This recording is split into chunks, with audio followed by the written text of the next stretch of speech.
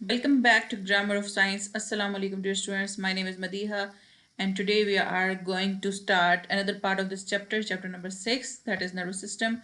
Previously we discussed about the nervous system और nervous system के अंदर हमने बहुत ज़्यादा मल्टीपल चीज़ें पढ़ी. Honestly speaking मुझे nervous system बहुत अच्छा नहीं लगता, लेकिन ये जो नेक्स्ट टॉपिक है that is one of my favourite topic in human body, क्योंकि ये चीज़ पूरी बॉडी को रेगुलेट कर रही है जस्ट लाइक नर्वस सिस्टम. हमारे पास बॉडी में दो मेन सिस्टम्स हैं जो हमारी पूरी बॉडी को रेगुलेट कर रहे हैं, हमारी पूरी बॉडी को बता रहे हैं कि उसने किस डायरेक्शन में चलना है. पहला जो सिस्टम है दैट इज़ नर्वस सिस्टम.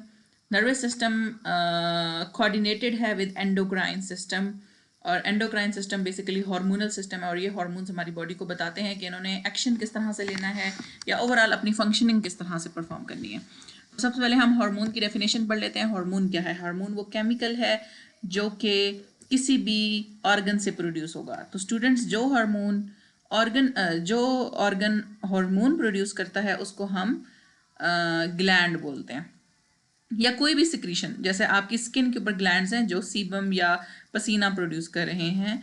आपके माउथ में कुछ ग्लैंड्स हैं जो कि आपका स्लाइवा या थूक प्रोड्यूस कर रहे हैं. आपकी आईज में कुछ ग्लैंड्स हैं जो आँखों के आंसू या टीयर्स जो है वो उनको प्रोड्यूस कर रहे हैं. इसी तरह से आपकी ईयर में कुछ ग्लैंड्स हैं जो कि एयर का वो कर रहे हैं. तो इसी तरह से आपकी बॉडी में कुछ ऐसे ऑर्गन्स हैं जो कुछ सिक्रीशन रिलीज कर रहे हैं. वो सिक्रीशन केमिकल की बनी हुई है, उसका नाम हार्मोन है, इसलिए हम उसको ग्लैंड बोल रहे हैं. तो क्योंकि ये बॉडी के अंदर रिलीज करते हैं ब्लड स्ट्रीम के अंदर, यानी ऐसे हार्मोन जो ब्लड स्ट्रीम के अंदर इस सिक्रीशन को रिलीज कर देंगे, that will be called as endocrine glands. और एंडोक्राइन ग्लैंड्स वो होंगे जो कि हमारी पूरी बॉडी की सिक्रीशन में रिलीज हो जाएंगे. ठीक है. अल्टरनेटिव टू एंडोक्राइन ग्लैंड हम एक्सोक्रीन ग्लैंड को भी पढ़ेंगे. एक्सोक्रीन ग्लैंड ऐसा करते हैं कि वो ब्लड के अंदर नहीं डायरेक्टली जा सकते. अगर आपने डाइजेस्टिव सिस्टम पढ़ा है, मैंने आपको पढ़ाया है, आप उसमें जाके देखें, तो डाइजेस्टिव सिस्टम के अंदर हमने ये बात की थी कि कुछ ऐसे ग्लैंड्स हैं, कुछ ऐसी प्रोटीन्स हैं जो कि अगर एक्टिवेट हो जाएंगी अपनी जगह से कहीं और, तो वो उसी जगह पे खाना शुरू कर देंगी, वो उसी जगह पे तोड़ना शुरू कर देंगी. जैसे हमने बात की थी प्रोटीएज एंजाइम की, जो प्रोटीन को तोड़ते हैं. लेकिन अगर वो प्रोटीन को स्टमक में आके ना तोड़ें, किसी और जगह ही वो एक्टिवेट हो जाए प्रोटीन्स, तो क्या होगा कि वो हमारी बॉडी की जो नेचुरल प्रोटीन्स हैं उनको भी खाना शुरू कर दें. इसी तरह हमने बाइल की बात की थी, जो लिवर बनाता है यहाँ से. तो लिवर क्या करता है? बाइल देता है इस स्मॉल इंटेस्टाइन के फर्स्ट पार्ट को, जो कि यहाँ पे नहीं ड्रॉ है, जाहिर सी बात है ये डाइजेस्टिव सिस्टम नहीं है, लेकिन आपको पता है स्टमक के बाद स्मॉल इंटेस्टाइन स्टार्ट हो जाती है. तो स्मॉल इंटेस्टाइन को ये लिवर अपना बाइल देता है. तो बाइल अगर वैसे नॉर्मल ब्लड में रिलीज हो जाए तो बंदे को जॉइंडिस हो सकता है. आपको पता है बहुत माइन्यूट क्वांटिटी इस बाइल की रिलीज होती है ब्लड के अंदर, और वो क्योंकि ग्रीन कलर का बाइल होता है, जब वो पूरे ब्लड में फैलता है तो येलो कर देता है पूरे ब्लड को. यूरिन भी येलो हो जाता है, स्किन भी येलो हो जाती है, आइज़ भी येलो हो जाती हैं, और ये लीड कर देता है जॉइंडिस को. तो यही वजह है, इस बीमारी से बचने के लिए अल्लाह ताला ने हमें स्पेशल डक्ट्स दी हैं, और उन स्पेशल डक्ट्स के थ्रू, यानी अब जो डक्ट यहाँ लिवर से बाइल लेके स्मॉल इंटेस्टाइन को देगी, वो सिर्फ उस बाइल के लिए ही इस्तेमाल होगी, उसमें कोई और सिक्रीशन नहीं आ सकती. लेकिन जो एंडोक्राइन ऑर्गन्स हैं ये पूरी बॉडी में रिलीज होते हैं और टारगेटेड एरिया तक पहुँचते हैं. मिसाल के तौर पर एक हार्मोन रिलीज होता है यहाँ पर पिट्यूटरी ग्लैंड में. तो पिट्यूटरी ग्लैंड वाला हार्मोन अगर मिसाल के तौर पर ब्लड में चला गया तो वो इधर हाथों पाँव हर जगह पे चला जाएगा. ठीक है. लेकिन एक्शन वो वहीं परफॉर्म करेगा जहां उसने परफॉर्म करना है, जैसे ओवरीज में जाके उसने एग्स बनाने. ठीक है. तो हर ग्लैंड का अपना फंक्शन है, अपना टारगेटेड एरिया है, वो अपने टारगेटेड एरिया में ही जाके इफेक्ट करेगा, लेकिन वो रिलीज पूरी बॉडी में होगा. हम कहीं से भी ब्लड सैंपल लेंगे, लेट से हमने हाथ से यहाँ से ब्लड सैंपल लिया, तो उस ब्लड के अंदर वो कंसनट्रेशन आएगी. ठीक है. तो ऐसे हार्मोन्स जो डक्टलेस होते हैं, डक्टलेस मतलब उनकी कोई खास डक्ट नहीं होती, उनका कोई खास पाइप नहीं होता, वो पूरे ब्लड स्ट्रीम के अंदर, ब्लड के अंदर रिलीज कर दिए जाते हैं बाय द ग्लैंड्स, और वो पूरी बॉडी में फिरते रहते हैं हत्ता कि उनकी जहाँ पे ज़रूरत हो वहाँ पे इस्तेमाल हो जाए. अच्छा, नेक्स्ट क्या बात है? Transported in very small amount. इसका मतलब है इनकी क्वांटिटी बहुत कम होती है, और ये स्पेसिफिक ऑर्गन के ऊपर ही जाकर एक्ट करते हैं, ये उसके अलावा कहीं जाके एक्ट नहीं करेंगे. इनका फंक्शन क्या है? ये स्पीड अप करेंगे किसी भी रिएक्शन को, या स्लो डाउन करेंगे, या मॉडिफाई करेंगे. इसकी बहुत ज़्यादा एग्जांपल्स हम आगे पढ़ने जा रहे हैं, तो मैं इस लाइन को यहाँ से स्किप कर रही हूँ. Regulate and control various body functions. ना सिर्फ रेगुलेट मतलब कभी ज़रूरत होगी तो ये तेज़ कर देंगे, कभी ज़रूरत होगी तो कम कर देंगे. ठीक है. और कंट्रोल मतलब ये उसको कंट्रोल में रखेंगे. अच्छा, हार्मोनल सिस्टम की इंपॉर्टेंस क्या है? ये वो हार्मोन्स हैं जो आपकी बॉडी को बताते हैं कि आपने कब सोना है, कब उठना है, कौन सा ग्लैंड कब कैसे प्रोड्यूस होगा, कौन सा हार्मोन कब कैसे प्रोड्यूस होगा, तो ओवरऑल रेगुलेशन होगी। और एक्ट स्लोली का मतलब है कि ये स्लोली एक्ट करेंगे, यानी कि जाहिर सी बात है पूरे ब्लड स्ट्रीम में फैला हुआ है, तो ऑर्गन उसके अकॉर्डिंगली जो है वो इसको लेगा और कोऑर्डिनेट करेगा। अच्छा, दो सिस्टम है, दो कोऑर्डिनेशन सिस्टम है, nervous system and endocrine system. Nervous system जल्दी से एक्ट करता है। आपने देखा होगा कि 1 मिनट के अंदर आपको गर्म कोई चीज़ लगी है और फ़ौरन से जी आपको पता चल गया, आपने हाथ पीछे हटा लिया, बहुत जल्दी फास्ट रिस्पॉन्स है। अभी हमने पिछले पढ़ा था कि स्पाइनल कॉर्ड के अंदर वो जल्दी से रिस्पॉन्स जाता है, वहीं से ग्रे मैटर से या वाइट मैटर से जो है वो रिस्पॉन्स वापस आता है, तो इंटरन्यूरॉन उसको वापस भेजते हैं और जल्दी से आपको रिस्पॉन्स मिल जाता है। आपको जल्दी से पता चल जाता है कि आपने इसका रिएक्शन क्या देना है। किसी ने आपको थप्पड़ मारा है, आपने रिएक्शन में क्या एक्ट करना है, ठीक है। Endocrine system is very slower then the nervous system. ये स्लो है और लॉन्ग टर्म रेगुलेशन करता है, यानी स्लो तो है लेकिन लंबे अरसे तक फिर इसका इफेक्ट रहता है, ठीक हो गया। एंडोक्राइन और एक्सोक्रीन में क्या फ़र्क है?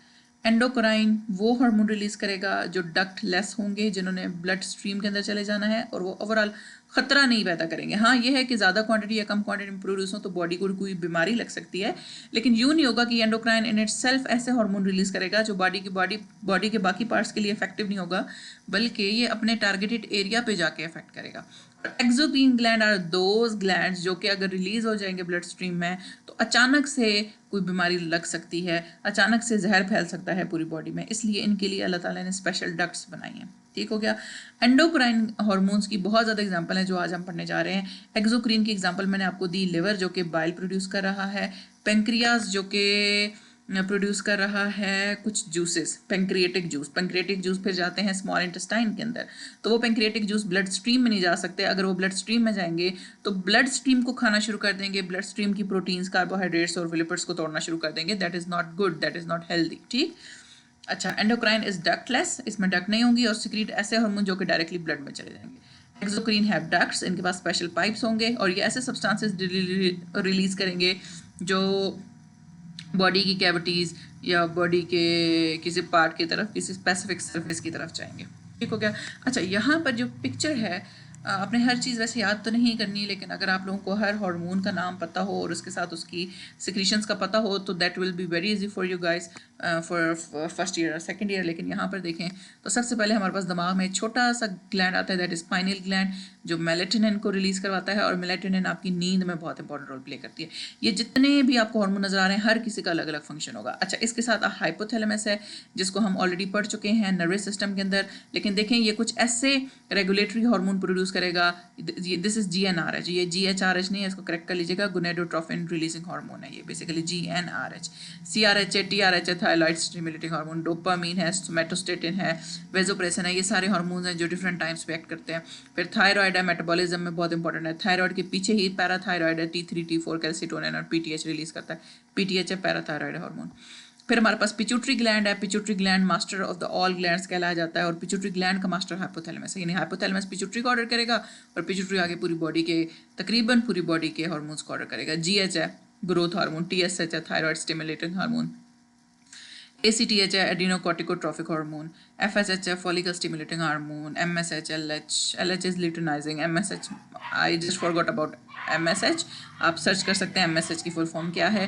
मैं सबकी नहीं बताऊंगी क्योंकि ये याद रखना इतना ज़रूरी नहीं है। प्रोलैक्टिन है, लैक्टिन की पिछली फॉर्म है, यानी मिल्क लैक्टेटिंग मदर्स में होता है। ऑक्सीटोसिन है, वेजोप्रेसिन है। इसी तरह थाइमस ग्लैंड है जो इस थायराइड एंड पैराथायराइड की सीध में नीचे होता है आपके सीने में, that is releasing thymus and thymopoietin.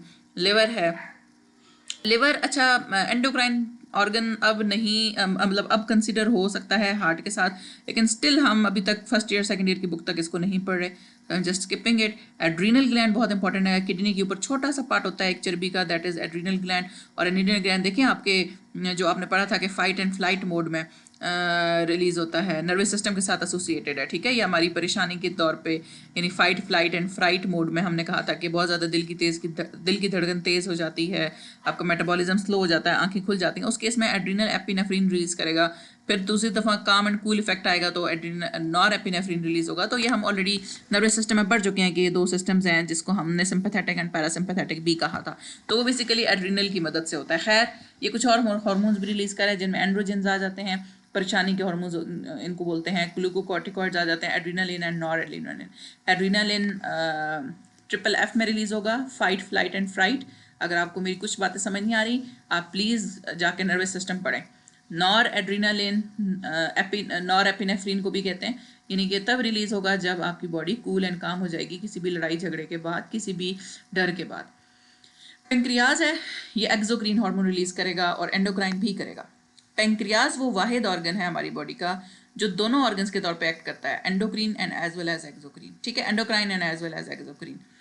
तो एंडोक्राइन भी इधर हार्मोन्स बन रहे हैं और एक्सोक्रीन भी बन रहे हैं। इंसुलिन, ग्लूकागॉन एंड स्पेटोस्टेटिन वो मेजर हार्मोन है जो पैंक्रियाज बना रहा है। ओवरीज एंड प्लेसेंटा भी हार्मोन्स बना रहा है। ठीक है, ओवरीज एंड प्लेसेंटा के अंदर से, प्लेसेंटा से बेसिकली प्रोजेस्टेरोन रिलीज होता है, ओवरीज एस्ट्रोजन प्रोजेस्टेरोन पूरे मंथ रिलीज करती रहती हैं।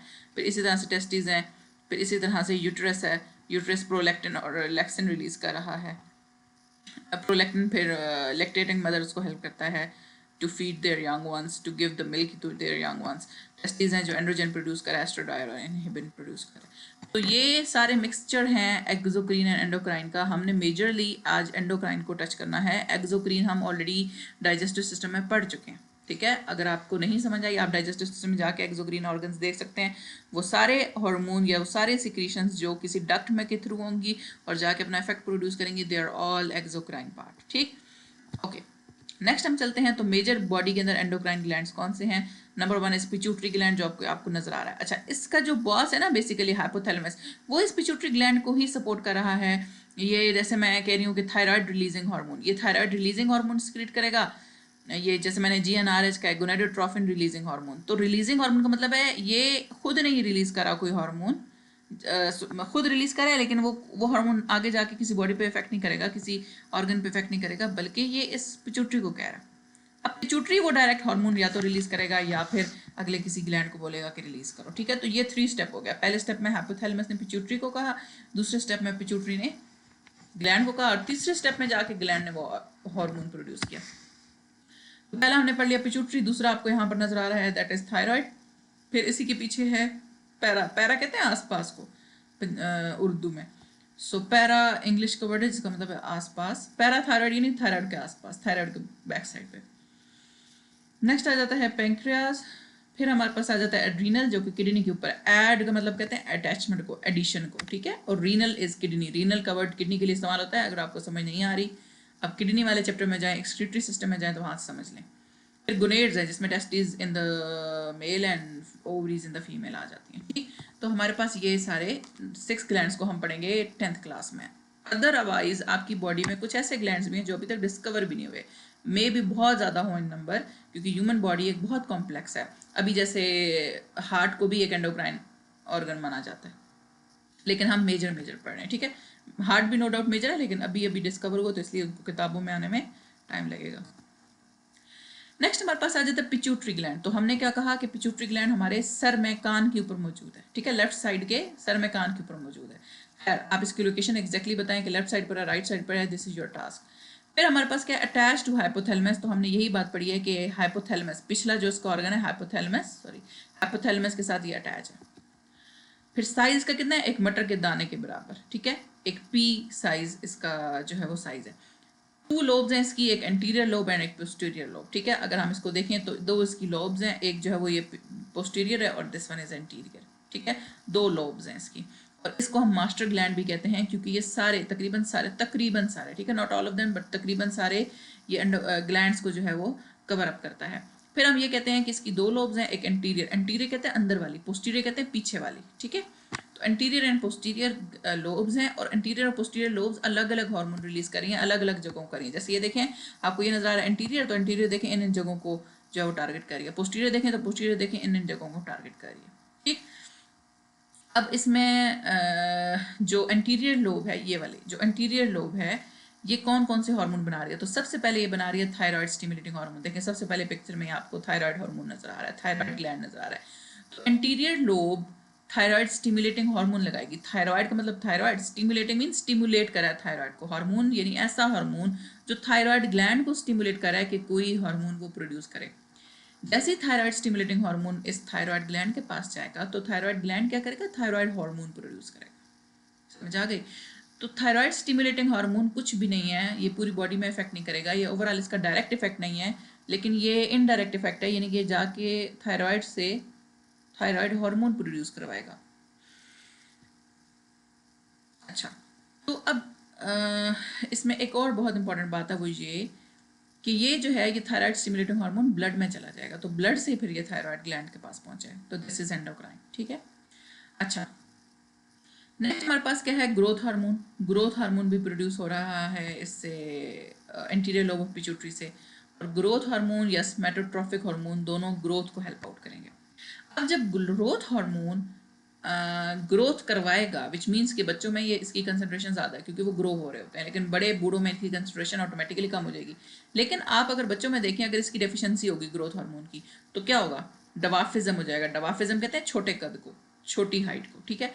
एक्सेस हो गया, अगर ज़्यादा हो गया तो जाइजेंटिज्म होगा। जाइजेंटिज्म यानी हाथ पाँव बहुत बड़े बड़े हो जाएंगे, बंदा ही ओवरऑल बहुत बड़ा लगेगा। जैसे आप रेसलर्स को देखते हैं तो उनके अंदर कुछ लोग जाइजेंटिज्म का शिकार होते हैं, यानी वो बहुत बड़े साइज के होते हैं। एक्सेस इन अडल्ट, अगर अडल्ट मतलब एक यंग बच्चे के अंदर अगर बड़ा हो गया तो एक्रोमेगैली हो जाएगी। एक्रोमेगैली का मतलब है बड़े बड़े हाथ, बड़े बड़े पाँव, बड़े बड़े सब कुछ।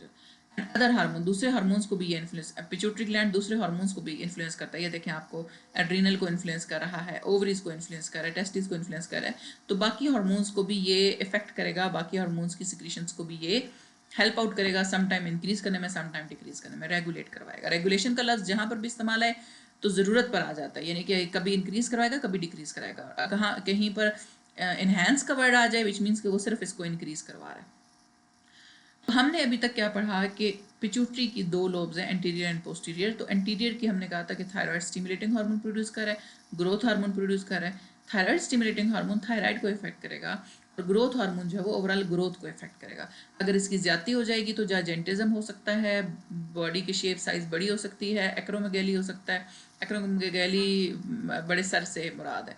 और फिर डेफिशिएंसी या कमी हो जाए तो जाहिर सी बात है ग्रोथ रुक जाएगी, ग्रोथ कम हो जाएगी। ठीक। अदरवाइज अब आप हम पोस्टीरियर पिट्यूटरी को पढ़ेंगे। तो पोस्टीरियर पिट्यूटरी क्या है, पोस्टीरियर पिट्यूटरी यहीं पर देख लेते हैं।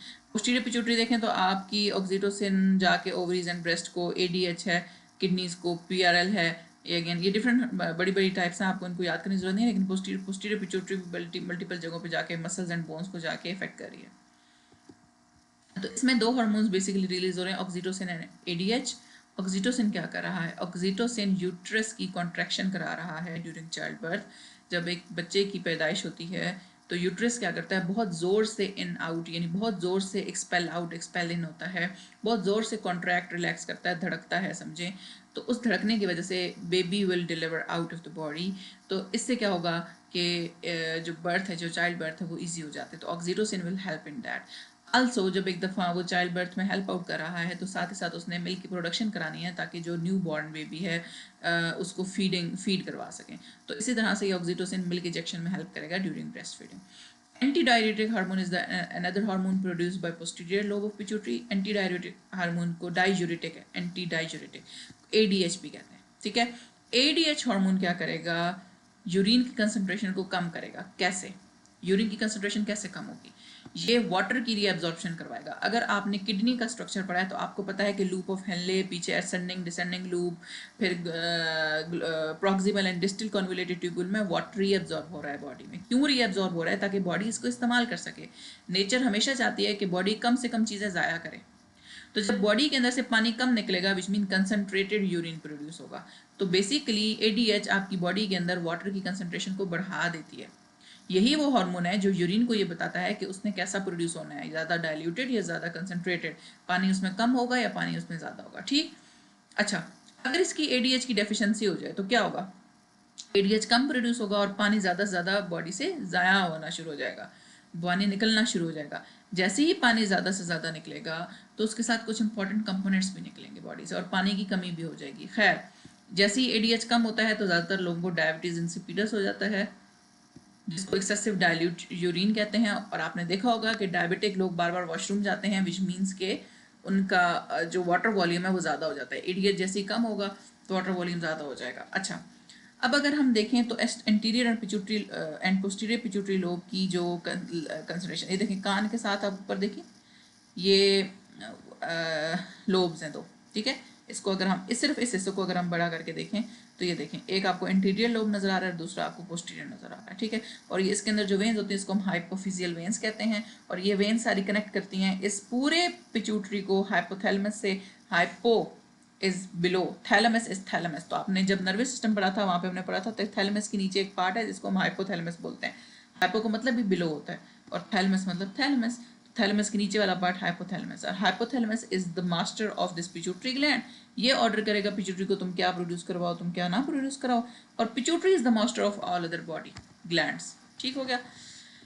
अच्छा, नेक्स्ट हमारे पास आ जाता है थायराइड ग्लैंड। थायराइड ग्लैंड की जो लोकेशन है वो आपको नजर आ रही है, नेक के रीजन में है। सामने थायराइड ग्लैंड होगा और इसी के पीछे पैराथायरॉयड होगा, ठीक हो गया। ये देखें, ये थायराइड नजर आ रहा है इस तरफ से और ये इसके साथ ही पैराथायरॉयड नजर आ रहा है। इसकी दो लोब्स हैं, देखिए आपको एक राइट लोब एक लेफ्ट लोब नजर आ रही है, ठीक। अच्छा, दो लोब्स के साथ अब इसकी प्रोडक्शन देख लेते हैं। तो पहला जो हार्मोन ये प्रोड्यूस करा है दैट इज थायरोक्सिन। थायरोक्सिन सारा काम मेटाबॉलिक है, ठीक है, मेटाबॉलिज्म से रिलेटेड हेल्प आउट करेगा। ग्रोथ हो गया, मेंटल ग्रोथ हो गई, स्केलेटन सिस्टम हो गया, स्केलेटन डेवलप हो गया, आपकी हड्डियों का ढांचा, ये सब थायरोक्सिन की वजह से बनता है। अगर मिसाल के तौर पर आयोडीन थायराइड ग्लैंड अपना काम अच्छे से ना करे तो वो जो थायरोक्सिन है ये इसके अंदर ही एकोमुलेट होता रहता है, या कुछ हार्मोन्स इसके अंदर ही एकोमुलेट होते रहते हैं, कुछ मैस इसके अंदर सेल्स बनना शुरू हो जाते हैं बहुत ज़्यादा। ये जो थायराइड है इसके अंदर समझें कि सॉर्ट ऑफ ट्यूमर हो जाता है, ये सेल्स बहुत ज़्यादा बढ़ना शुरू हो जाते हैं। एकदम से ये सेल्स इतने बड़े हो जाते हैं कि यहाँ गर्दन बिल्कुल उभरी हुई नजर आना शुरू हो जाती है कुछ लोगों में, उसको हम बोलते हैं ग्वाइटर।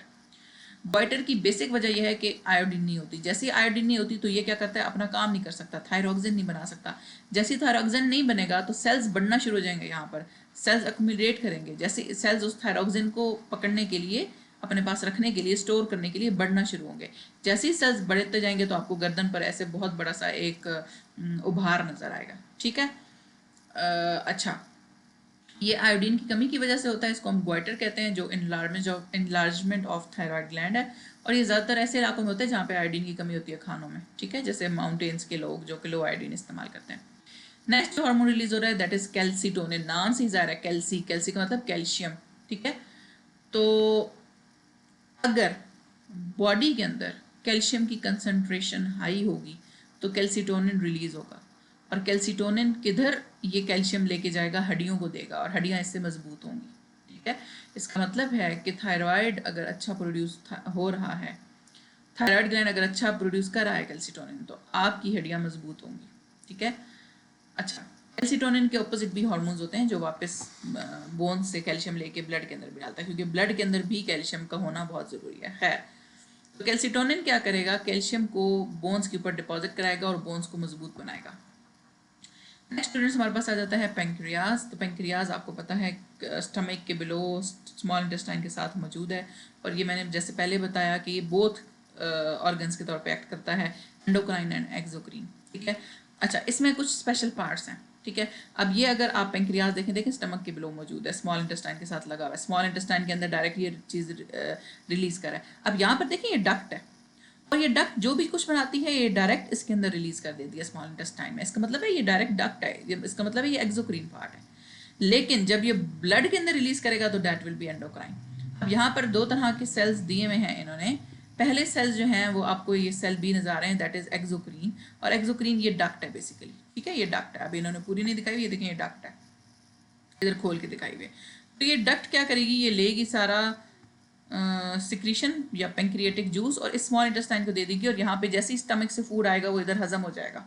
ये हमने डाइजेस्टिव सिस्टम में बहुत डिटेल में डिस्कस किया हुआ है। लेकिन आपको कुछ यहाँ पे दूसरे सेल्स नजर आ रहे हैं जो ऐसे आगे पीछे मौजूद हैं, they are known as endocrine. और एंडोक्राइन के पास डिफरेंट टाइप्स ऑफ सेल्स हैं, ये आपको मुख्तलिफ तरह के मुख्तलिफ रंगों के सेल नजर आ रहे हैं, beta, alpha, gamma, epsilon and PP cells. ये सारे सेल्स जो है वो मल्टीपल चीज़ें रिलीज करेंगे, जिनमें दो इंपॉर्टेंट सेल्स हैं, number 1 alpha, number 2 beta. Alpha cells और बीटा सेल्स शुगर को मेटाबोलाइज करने के लिए मल्टीपल सिक्रीशन रिलीज करेंगे। अब जो इनमें बीटा सेल्स हैं वो इंसुलिन रिलीज कर रहे हैं। इंसुलिन आपने सुना होगा शुगर पेशेंट्स के के लिए इस्तेमाल होता है लफ्ज़ कि इंसुलिन का बेसिक काम क्या है। इंसुलिन समझें कि आपके सेल के अंदर शुगर जाती है और वो आपके लिए एनर्जी बनती है। अब जिन पेशेंट्स में इंसुलिन होगा, समझे कि इंसुलिन उस सेल का दरवाज़ा है, उस दरवाजे से ग्लूकोज ने इन होना है किसी सेल के अंदर और आगे जाके उसने एनर्जी में कन्वर्ट होना है, एनर्जी बननी है। लेकिन अगर वो दरवाज़ा ही ना हो या वो दरवाज़ा कम हो या किसी वजह से वो दरवाज़ा लॉक हो जाए तो क्या होगा कि इंसुलिन ग्लूकोज को सेल के अंदर नहीं भेज सकेगा और सेल उसको इस्तेमाल करके एनर्जी नहीं बना सकेगा। इसलिए आपने शुगर पेशेंट्स को देखा होगा बार बार उन्हें फ्रूट्स खाने की आदत होती है, क्योंकि उनके अंदर बार एनर्जी नहीं बन रही होती। तो अगर बीटा सेल्स इंसुलिन ना बनाएं तो हम कहते हैं बंदे को डायबिटीज़ हो गई, बंदे को शुगर हो गई। तो बीटा सेल्स क्या करते हैं, इंसुलिन रिलीज करते हैं जो हमारे शुगर को मेटाबोलाइज करता है, मेटाबॉलिज्म उसका करवाता है। अल्फा सेल ग्लूकागॉन रिलीज करता है। अब ये बात यहाँ पे समझने की है कि इंसुलिन आपके ब्लड में ग्लूकोज के लेवल को कम करता है, क्योंकि ग्लूकोज हर सेल में जा रहा है उस इंसुलिन की मदद से। तो इंसुलिन का काम है कि ग्लूकोज को कम करवाना बॉडी में, ठीक है। और ग्लूकागॉन इससे ऑपोजिट एक्ट करता है। ग्लूकागॉन क्या करता है, जो आपकी बॉडी में सेफ सेल है, जो अब जैसे देखें आपके पास ना जब शुगर जाती है, हमने डाइजेस्टिव सिस्टम में पढ़ा था कि जब शुगर आती है आपके पास तो दो ही उसके रास्ते हैं, या तो वो इस्तेमाल हो जाएगी एनर्जी बनाने में या वो सेव हो जाएगी। आपके मसल्स के अंदर ना शुगर सेव हो जाती है, शुगर स्टोर हो जाती है, ठीक है। अब ग्लूकागॉन क्या करेगा, ग्लूकागॉन ऑपोजिट, इंसुलिन क्या करे, इंसुलिन ब्लड में ग्लूकोज की कंसंट्रेशन कम करे, ग्लूकागॉन उन मसल से स्टोर हुई हुई ग्लूकोज लेगा और उसे ब्लड स्ट्रीम में फेंक देगा, और ये तब होगा जब हमें भूख लगी हुई होगी। इस केस में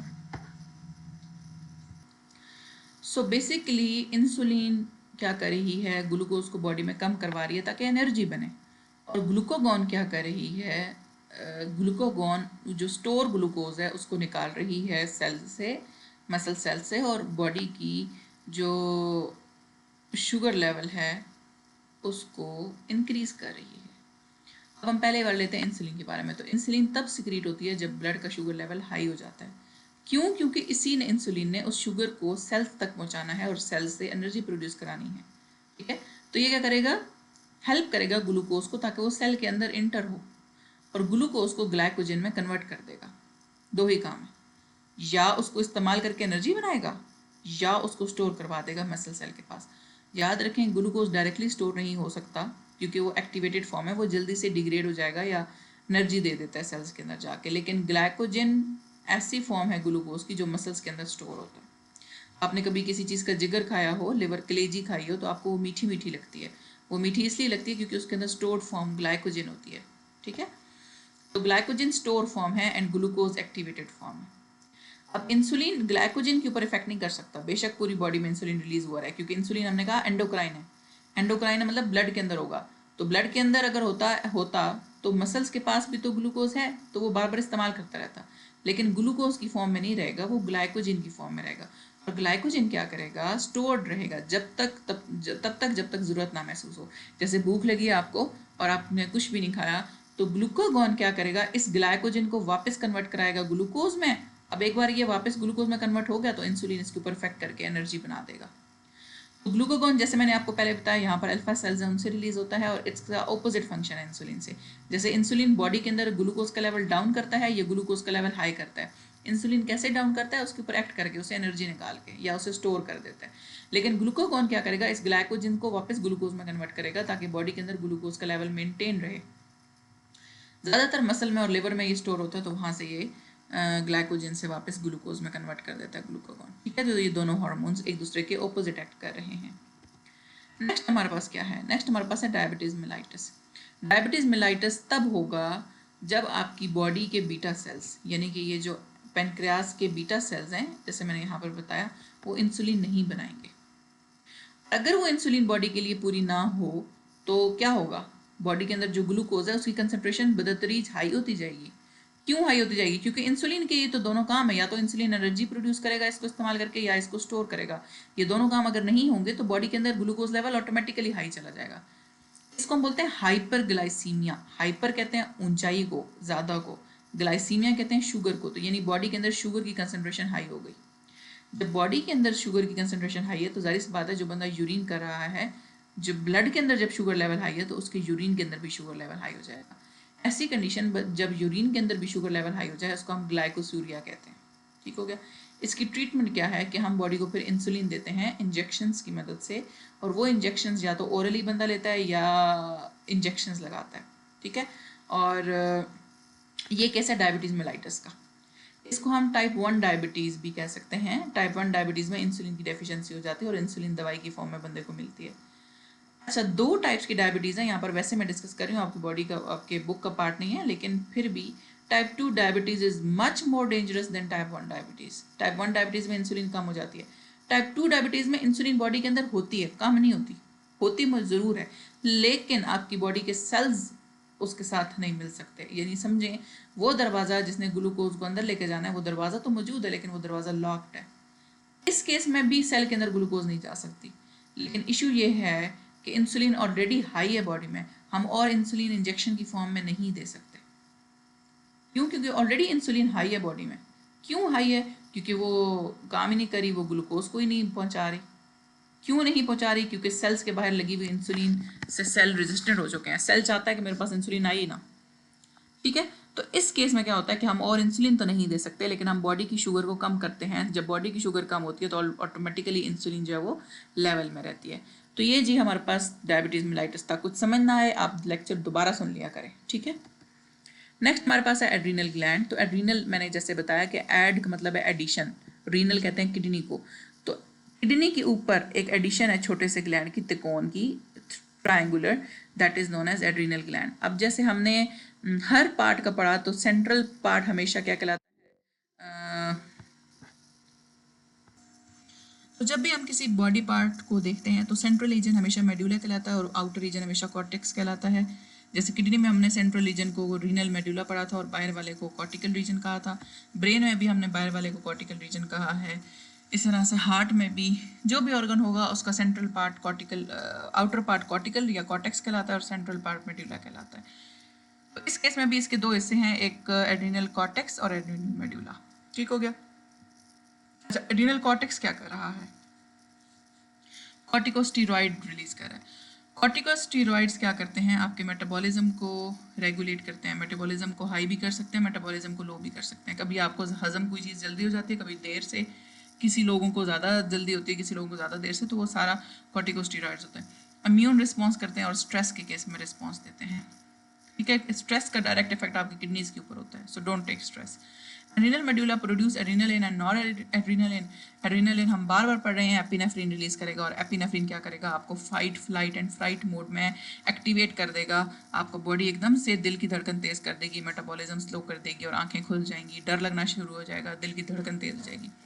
nor adrenaline cool and Kameng effect produce करता है। एड्रिनलिन जो है वो स्ट्रेस इफेक्ट प्रोड्यूस करता है। एड्रिनलिन जैसे मैंने कहा इमरजेंसी सिचुएशन में आता है, फाइट, फ्लाइट एंड फ्राइट में हार्ट रेट, ब्लड प्रेशर ज़्यादा हो जाएगा, ब्लड फ्लो ज़्यादा हो जाएगा, फियर एंड एंजाइटी बढ़ जाएगी, परेशानी बढ़ जाएगी। नॉर एड्रिनलिन बीपी तो हाई करता है, लेकिन ये इस एड्रिनलिन के इफेक्ट को कम करेगा। ठीक है। और ब्लड वेसल्स को वापस कंस्ट्रक्ट कर देता है, ब्लड वेसल्स पतली हो जाती हैं, इससे थिन हो जाती हैं। नेक्स्ट हमारे पास आ जाता है गुनेड्स। गुनेड्स में दो ही चीज़ें हैं, ovaries in the females and testis in the males. Ovaries in the females will produce egg और testis in the males will produce sperms और सीमन। और ये इनकी दोनों की फर्टिलाइजेशन से जो है वो क्या होता है कि फर्टिलाइजेशन हो जाती है एग की, और एग फर्टिलाइज जैसे ही होता है तो उसके बाद हमारे पास एम्ब्रियो और फिर बेबीज प्रोड्यूस होते हैं। मेल गुनेड्स बनाते हैं टेस्टोस्टेरोन, और टेस्टोस्टेरोन क्या करता है? सेकेंडरी सेक्सुअल कैरेक्टर्स बनाता है, जैसे अपीयरेंस ऑफ बियर्ड, बियर्ड मतलब दाढ़ी का आना, इस तरह से आवाज़ जो है वो उनकी भारी हो जाती है मेल्स की। They are all secondary sexual characteristic. इस तरह फीमेल्स के केस में आपको होता है एस्ट्रोजन रिलीज होता है, वो क्या करता है? सेकेंडरी सेक्सुअल ट्रेट्स जैसे ब्रेस्ट का डेवलप होना, आवाज़ का पतला होना, ये सब जो है फीमेल सेकेंडरी सेक्सुअल कैरेक्टर्स में आता है। नेक्स्ट स्टूडेंट्स, हमारे पास ये मल्टीपल हार्मोन्स हैं जो पीछे हमने सारे पढ़े, उन्हीं की फॉर्म है। हम इसको नेक्स्ट लेक्चर में डिस्कस करके एक्सरसाइज को कवर अप करेंगे। Thank you so much. अल्लाह हाफिज़।